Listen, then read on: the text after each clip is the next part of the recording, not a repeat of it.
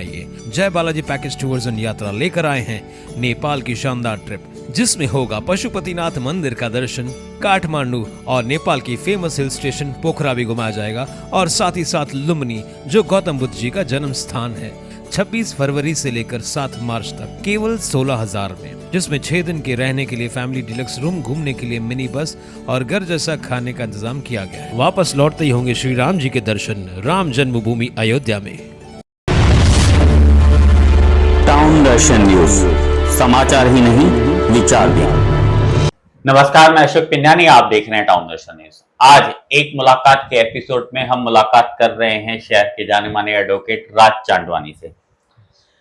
राज जी से हम ये आज जानना चाहेंगे कि स्टैंप ड्यूटी पर जो अभय योजना राज्य सरकार ने लगाई है उसका क्या असर रेगुलराइजेशन पर होगा और किस तरह से आगे रीडेवलपमेंट पे लोगों को इसकी मदद मिल सकती है।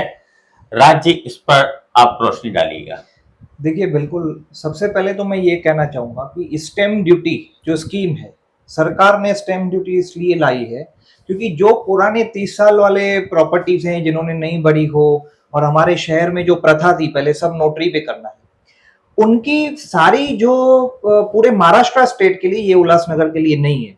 जितने भी लोगों ने पिछले 30 साल 20 साल पहले स्टैम्प ड्यूटी नहीं पे किया है, उनको सरकार कैसे स्टैम्प ड्यूटी ले उनसे, ये एक अच्छा एक स्कीम उन्होंने निकाला। सरकार के फायदे के लिए भी, सरकार का रेवेन्यू, सरकार के पास पैसा आएगा और लोगों के लिए भी एक फायदा है कि उनको कम से कम स्टैम्प ड्यूटी जो है 90% माफ है या जो भी उनके रूल्स है उसके हिसाब से उनको ये बेनिफिट है। लेकिन आज तक हमारे शहर में ये हमारा दुर्भाग्य है, किसी नेता ने, आज आप देखेंगे सारे नेताओं के स्कीम्स, नेताओं के ये चालू है, सब मीटिंग्स चालू है या शिविर चालू है, लेकिन कोई भी यह नहीं बता रहा है कि इसका फायदा क्या है। अगर मेरा फ्लैट है, समझो मैंने नोटरी पे लिया हुआ था एग्रीमेंट, आज मैं मेरा इलीगल बिल्डिंग में रहता हूँ, समझो फॉर एग्जांपल, और मैं स्टैम्प ड्यूटी भरूं, तो क्या मेरा डॉक्यूमेंट रजिस्टर होगा?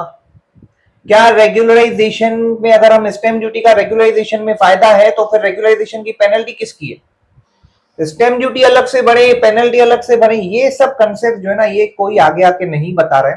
सबसे पहली बात, स्टैम्प ड्यूटी जो है वो रजिस्ट्रेशन के टाइम पे जो हम लोग पहले भरते थे डॉक्यूमेंट पे, ट्रांजेक्शन्स होती हैं। जैसे अगर आपने प्रॉपर्टी ली कोई भी, तो सरकार को आपको स्टैम्प ड्यूटी देनी है, पे करनी है, ये रूल है, कानून है। उसके बाद आप क्या करेंगे? रजिस्ट्रेशन को डॉक्यूमेंट भेजेंगे, आप रजिस्ट्रेशन करवाएंगे तो आपके नाम पे ट्रांसफर होगा प्रॉपर्टी, और आपके नाम पे जो रजिस्ट्रेशन हो गया एक बार डॉक्यूमेंट, तो आपका जो है वो आपके फेवर में आपका जो प्रॉपर्टी है ट्रांसफर हो जाएगा। लेकिन रेगुलराइजेशन अलग है, पेनल्टी आप पे कर रहे हैं। अगर आप स्टैम्प ड्यूटी नहीं पे करेंगे, समझो अगर आप पेनल्टी पे कर रहे हैं, रेगुलराइजेशन आप करवाएंगे, अगर हमारी स्टैम्प ड्यूटी बढ़ी हुई है, रजिस्टर्ड है प्रॉपर्टी, तो हमें रेगुलराइजेशन में तो उसका फायदा मिलेगा ना, क्योंकि कई प्रॉपर्टीज की स्टैम्प ड्यूटी नहीं बढ़ी गई है, तो वो रेगुलराइजेशन में तो दिक्कतें आ रही है। बिल्डिंग इलीगल है तो क्या आप रजिस्ट्रेशन करवा सकते हैं? नहीं करवा सकते हैं, क्योंकि बिल्डिंग इलीगल है, इलीगल का रजिस्ट्रेशन हो ही नहीं सकता। तो स्टैम्प ड्यूटी हम भर के 50, आज मैं आपको बता रहा हूँ, एक मेरे पास एक मेरे क्लाइंट है यहाँ, उन्होंने क्या किया, उन्होंने 50 या 60 हजार का स्टैम्प ड्यूटी कुछ उनको ये पे किया, उन्होंने 50-60 हजार और कुछ खर्चा आ गया, लेकिन अभी उनका डॉक्यूमेंट रजिस्ट्रेशन नहीं हो सकता है।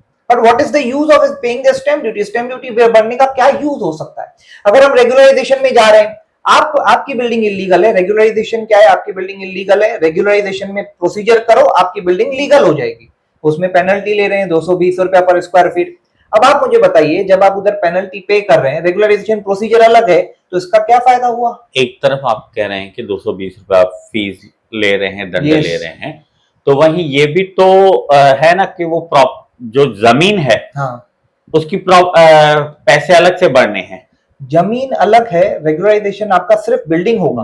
जमीन का कन्वेंस अभी तक जीआर वो कहीं भी अता पता नहीं है उसका, आप भी जानते हैं। जमीन का मालकाना हक इनको पहले से डिक्लेयर किया हुआ है, 1 साल पहले से हमारे माननीय मुख्यमंत्री जी ने विधानसभा में कहा, पर उसके बाद क्या हुआ?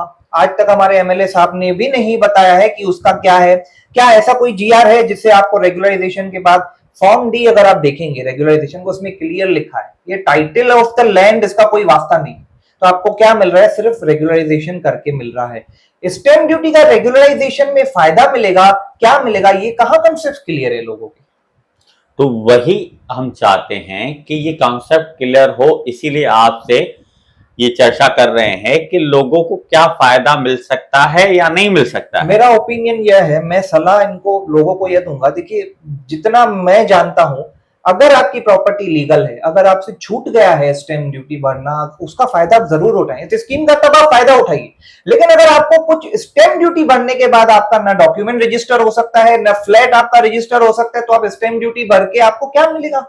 अगर स्टैम्प ड्यूटी भरा हुआ हो और सब आपस में एक होकर सोसाइटी रजिस्टर करें, तो वो सोसाइटी के नाम पे तो सोसाइटी प्लॉट आएगा ना। नहीं, सोसाइटी रजिस्ट्रेशन के लिए आपको डॉक्यूमेंट रजिस्टर्ड होना, लीगल बिल्डिंग होना अनिवार्य है।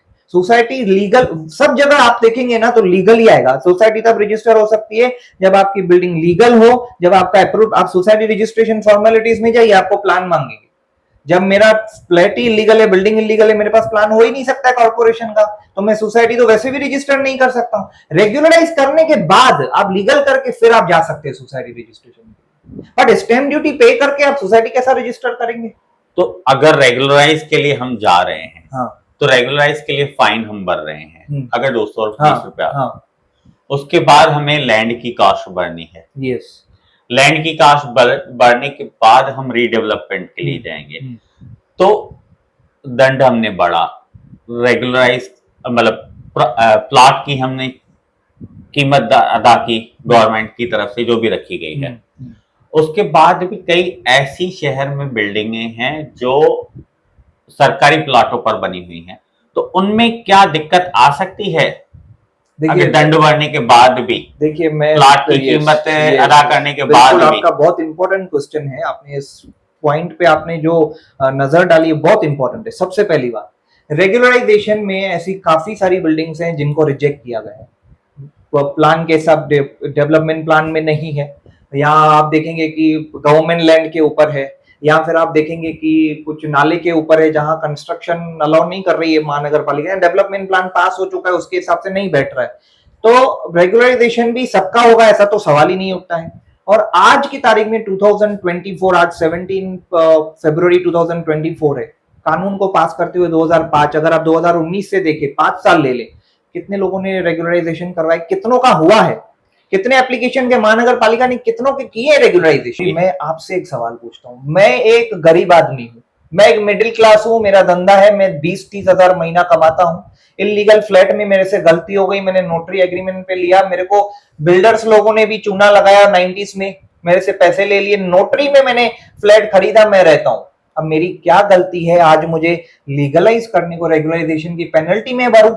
अगर मेरा 1000 फीट का फ्लैट है तो 220 के हिसाब से 2 लाख रुपया मैं रेगुलराइजेशन में डालूं, सोसाइटी रजिस्ट्रेशन 10,000 20,000 आ सकता है, कन्वेंस करवाने के लिए स्टैम्प ड्यूटी पे करनी है वो लाखों में जाएगी, उसके बाद रिपेयर करना बिल्डिंग का, रिपेयरिंग में 2 लाख 3 लाख पर मैं कहां से लाऊंगा एक मिडिल क्लास आदमी? आप कह रहे हैं कन्वेंस के लिए हमें स्टैम्प ड्यूटी भरनी पड़ेगी, तो वो लोग इस चीज का फायदा उठा सकते हैं जो अभी स्टैम्प ड्यूटी की अभय योजना है? बिल्कुल नहीं, अलग अलग कंसेप्ट है। सोसाइटी फॉर्मेशन के बाद एक डीम्ड कन्वेंस करके अप्लाई करना पड़ता है, यूनिलैटरल डॉक्यूमेंट होता है, फिर जाके आपको जो प्रोसीजर करके कर, लेकिन सोसाइटी रजिस्ट्रेशन पहले होना जरूरी है।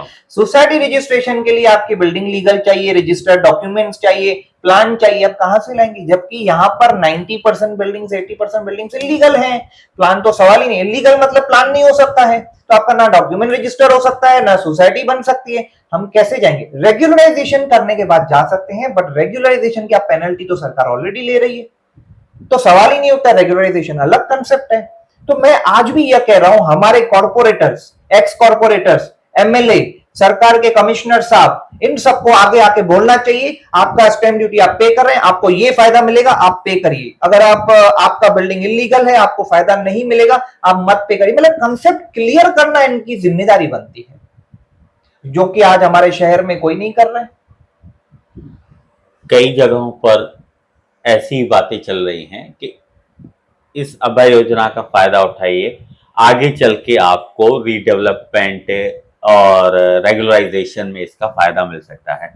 तो यही चीजें हैं कि लोगों तक पूरा सच नहीं पहुंच पा रहा है। जैसे आपने कहा कि अगर बिल्डिंग लीगल हो, आप स्टैंप ड्यूटी नहीं बढ़े हैं तो आप स्टैंप ड्यूटी भर दो, इसका फायदा उठाओ अभय योजना का। तो कौन सी बिल्डिंगों के प्लान पास हैं, या जो 7 माले की बिल्डिंगें बनी हैं उस समय 4 माले का प्लान पास था, बिल्डरों ने 7 माले बना दिए, एफएसआई चोरी की, बराबर। जो वो लोगों तक कैसे बातें पहुंचेंगी? मैं इसके लिए मैंने कहा कि ये सब चीजें जो है, देखिए जहां पर हमारे सरकारी ऑफिसर्स तो हैं, उनकी भी तो जिम्मेदारी बनती है। अगर मैं एक चेयर पे बैठा हूं, I am holding a position of commissioner, I am holding a position of in fact SDO या रजिस्ट्रार, आज रजिस्ट्रार के सब रजिस्ट्रार जो हैं उल्लासनगर के, उनको भी तो नॉलेज होगा इन सब बातों का, तो why they are not coming up? अब वो आगे आकर क्यों नहीं बता रहे? अच्छा ठीक है, सरकारी ऑफिसर्स नहीं बता रहे, हमारे नेता क्या कर रहे हैं? क्या उनकी जिम्मेदारी नहीं बनती? अगर आप शिविर रख रहे हैं, अगर आप शिविरें रख रहे हैं कि स्टैंप ड्यूटी के बारे में इधर आके आप सब प्रोसीजर ये वो कर रहे हैं, तो आप ये भी तो जनता को बताइए कि स्टैंप ड्यूटी कौन भरे कौन ना भरे, जिसको भरनी है उसको क्या फायदा है, अगर नहीं भर रहे तो उसको क्या नुकसान है। ये दोनों चीजें भी तो उनको बतानी चाहिए। उसके अलावा हमारे एमएलए साहब, देखिए मैं एमएलए साहब के ऊपर आरोप नहीं लगा रहा हूं, लेकिन मैं उनकी चेयर को क्वेश्चन तो कर सकता हूं, मुझे राइट है as a citizen, because he sitting on the chair of MLA. तो मैं चाहता हूं कि आप भी आगे आकर बताएं। मैं इतना इन नेताओं को मैं बोलना चाहता हूं कि जिस तरह से आप शिविरें लगा रहे हैं, अगर आप ये शिविर इस नॉलेज की लगाएंगे, हमें तो किसी की फोन नहीं है, कोई नेता अगर हमें फोन करता है कि हम इधर कैंप लगाते, तो मैं उसका क्यों नहीं साथ दूंगा? कोई भी हो, हम पब्लिक के लिए तो कर सकते हैं, हम बताएंगे उनको, मेरे पास समझो टीम्स है तो हम वो लगा सकते हैं, बहुत कुछ कर सकते हैं। लेकिन मेरा सवाल इन नेताओं से है कि ये आगे आकर क्यों नहीं इन पर लोगों की मदद कर रहे हैं? हम भी चाहेंगे शहर के नेता, अधिकारी व समाज सेवक आगे आएं और जनता तक सही जानकारी पहुंचाएं, जैसे लोग उसका फायदा उठा सके। अब जो स्टैंप ड्यूटी की अभय योजना चल रही है, जो फायदा उठा सकते हैं वो ज्यादा से ज्यादा इसका फायदा उठाएं, जैसे उन्हें आगे चल के इसका लाभ मिल सके। टाउन दर्शन न्यूज में ऐसे ही एक्सपर्ट से, जानकारों से मुलाकात का दौर जारी रहेगा और आप देखते रहिए टाउन दर्शन न्यूज। राज जी, टाउन दर्शन से मुलाकात के लिए धन्यवाद। This festive season, meet all your financial goals. Crystal Finance व अजीत माखीजानी लाए हैं आपके लिए personal loan offers, instant disbursal, easy hassle-free process, doorstep process, जिसके लिए आपको चाहिए सिर्फ आपके बिजनेस का turnover. Contact us today for personal loan offer.